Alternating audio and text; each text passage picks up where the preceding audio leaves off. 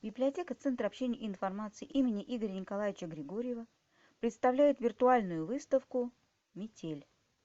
Перечитываем Пушкина. Слушаем Свиридова.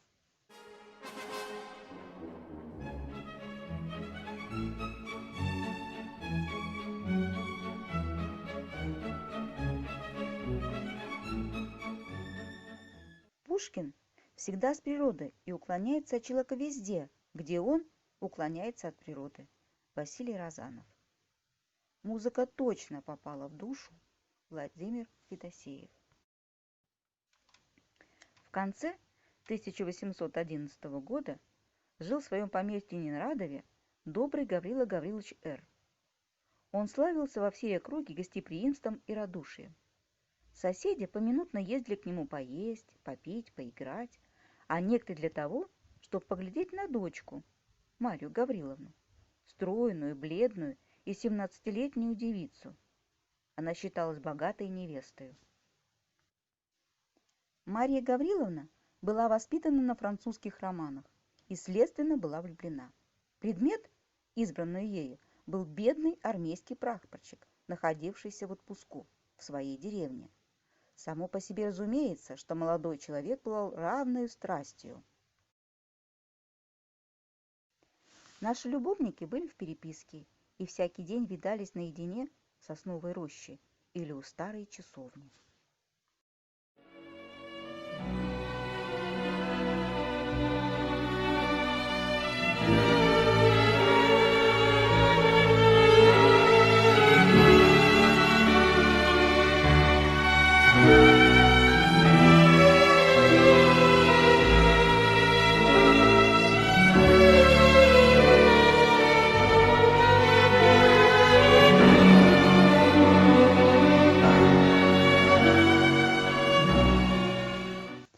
Наступила зима и прекратила их свидание, но переписка сделалась тем живее.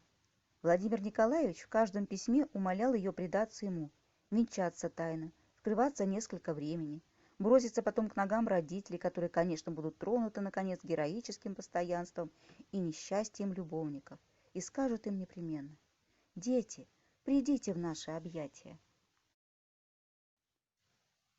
Пришед в свою комнату, она кинулась в кресло и залилась слезами. Все было готово. Через полчаса Маша должна была навсегда оставить родительский дом, свою комнату, тихую девическую жизнь. На дворе была метель. Ветер выл, ставни тряслись и стучали. Все казалось ей угрозой и печальным предзнаменованием. Едва Владимир выехал за околицу в поле, как поднялся ветер, и сделалась такая метель, что он ничего не взвидел. В одну минуту дорогу занесло. Окрестность исчезла во мгле мутной и желтоватой, сквозь которую летели белые хлопья снегу. Небо слилось с землею.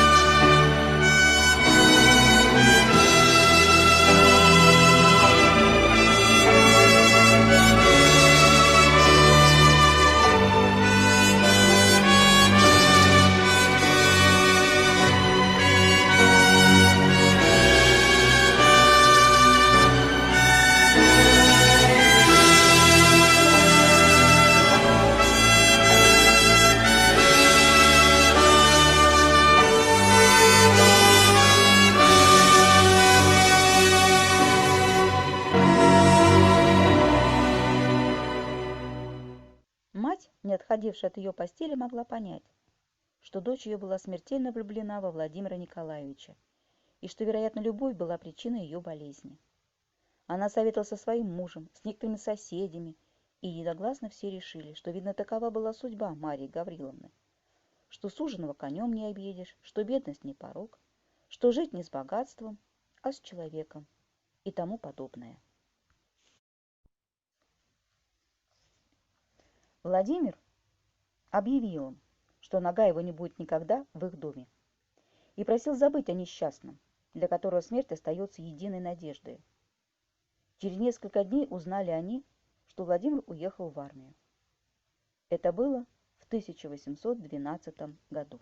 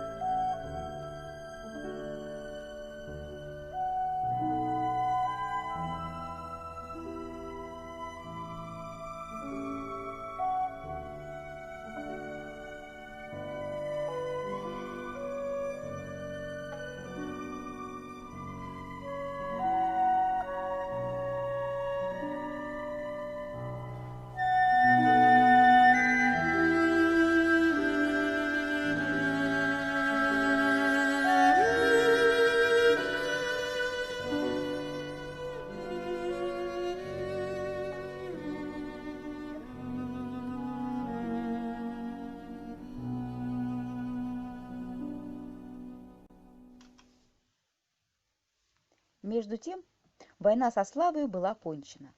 Полки наши возвращались из-за границы. Женщины, русские женщины были тогда бесподобны. Обыкновенная холодность их исчезла. Восторг их был истинно упоителен. Женихи кружились около милой и богатой невесты, но она никому не подавала и малейшей надежды. Память Владимира казалась священной для Маши. По крайней мере, она берегла все, что могло его напоминать. Книги, им некогда прочитанные, его рисунки, ноты и стихи, им переписанные для нее.